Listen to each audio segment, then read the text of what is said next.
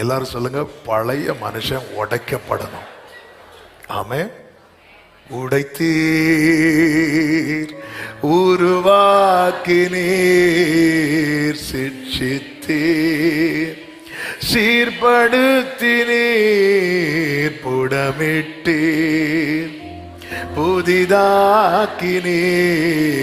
பிரித்தீர், பிரியாதிருந்தீர். என்னைக்குமே புரிஞ்சுக்கோங்க, பழைய மனுஷன் உடைக்கப்படணும்.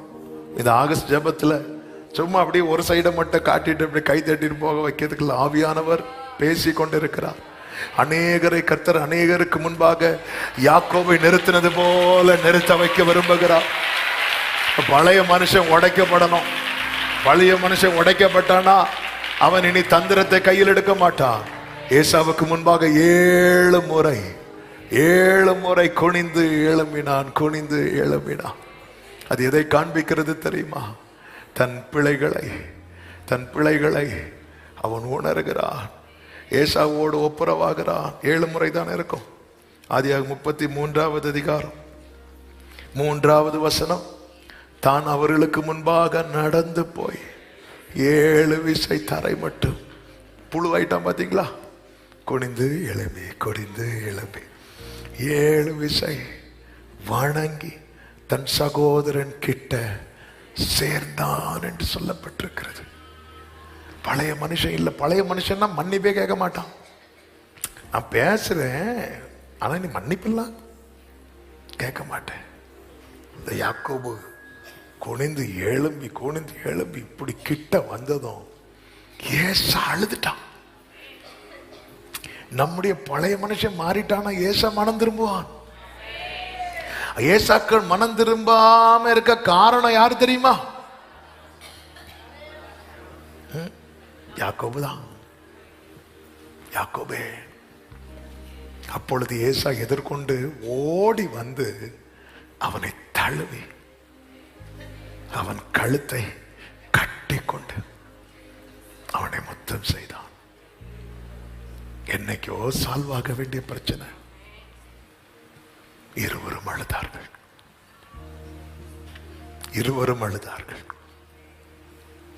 ஏசாவுக்கு முன்னாடி இப்படி நடத்துற தெரியுமா? தேவன் என்னை அனுக்கிரகம் பண்ணார். யாக்கோபு சொல்லல, எங்க மாமா தயவுல கல்லறை கட்டி இருக்கணும். நாமே சொல்லல. தேவன் மாமா ஃபுல்லா ஏமாத்திட்டு தான் இருந்தாரு. மருமகனே, நீ எனக்கு மருமகன் அல்ல, நீ எனக்கு மகன். வா, முடிச்சு 10 முறை சம்பளத்தை மாற்றி அவருக்கு ஏதாவது நஷ்டம் ஆச்சுன்னா, நஷ்டம் வரும்போது யாக்கோபு வேணும். கூட்டு பக்கத்தில் இருத்தி வச்சு அவன் பாக்கெட்டில் இருக்கிறத எடுத்துட்டு விட்டு இரவும் பகலும் கண் விழிக்க வைத்து, மாமாவுக்காக இரவெல்லாம் கண் விழித்திருந்த யாக்கோபு ஏமாற்றம். ஆனாலும் மகிமை வெளிப்பட்ட போது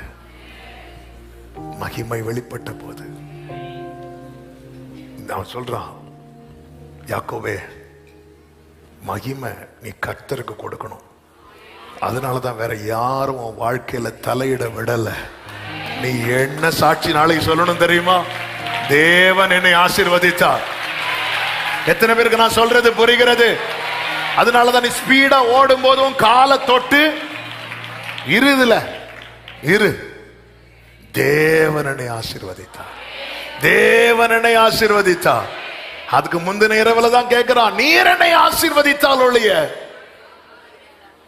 ஆமென். இந்த நாளில் ஒரு தீர்மானம் எடுங்க.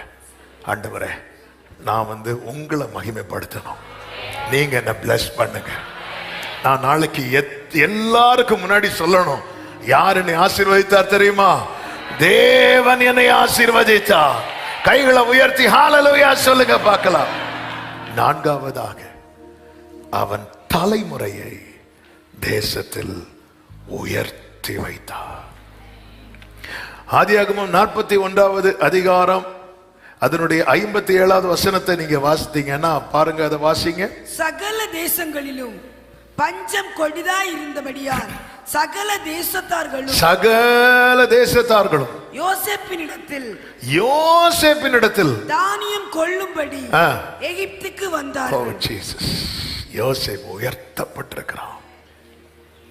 யாக்கோபின் ஆரம்ப ஜெபத்துல ஒன்று என்ன தெரியுமா? நான் போகிற இடத்துல எல்லாம் என்னை காப்பாற்றி எனக்கு என்ன தாங்க. தகப்பன் சாப்பாடுக்காக இன்னொருத்தங்களை சார்ந்து இருக்க வேண்டிய சூழ்நிலை வந்தது.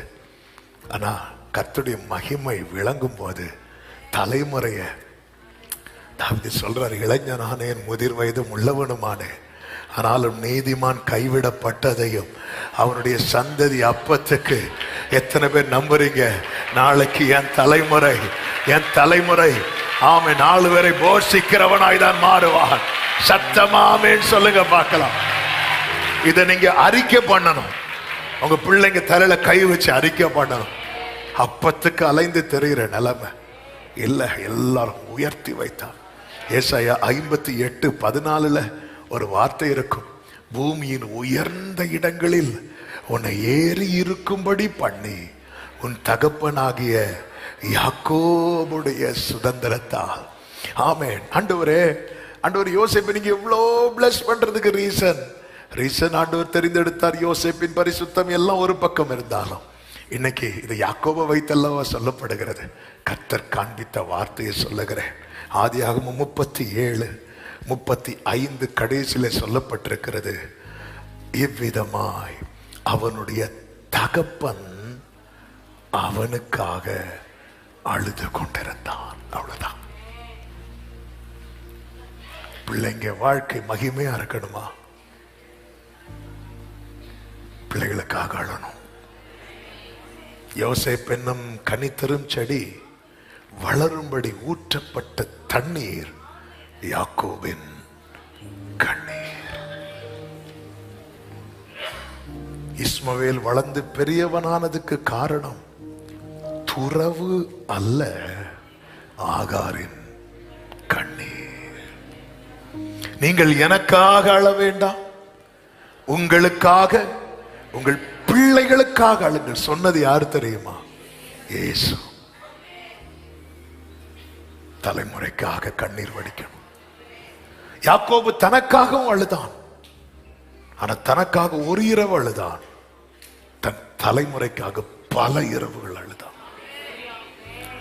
எசேக்கியா தனக்காக அழுதான், சுவர்புறமா திரும்பி ஓன அழுதான். ஆனா தலைமுறைக்காக அழல.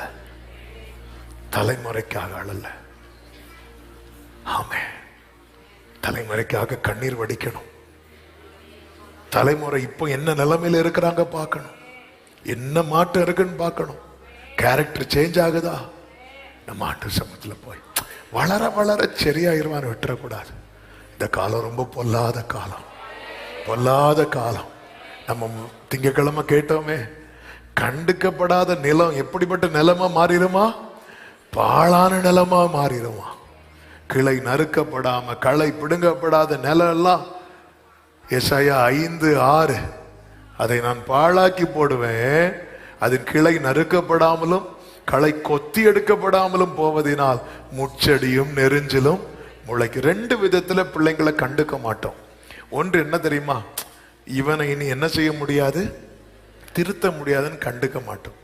இன்னொன்னு என்ன தெரியுமா? ஓவர் நம்பிக்கை. என் பிள்ளை எந்த தப்புமே பண்ணவே மாட்டான், என் பிள்ளை தங்கம் அப்படி சொல்லி இது வந்து ஏன்னா அப்படியே அந்த பிள்ளை அப்படியே தான் இருப்பான்.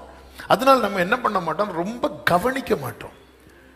பிள்ளை மேல இருக்கிற அந்த அதீத நம்பிக்கை, அந்த அன்பு, ஏன்னா அன்பு நம்பும்ல, அதனால நம்ம கண்டுக்க மாட்டோம். அது என்ன ஆயிரும் அப்படின்னா, எங்கேயோ ஒரு இடத்துல முள்ளு. கண்ணீர் வடிக்கணும். ஆண்டவர் சமூகத்தில் வடிக்கிற கண்ணீர். எகிப்துல உன் பிள்ளை இருந்தாலும் கனி கொடுக்கிறவனா தான் வளரும். ஹல்லேலூயா.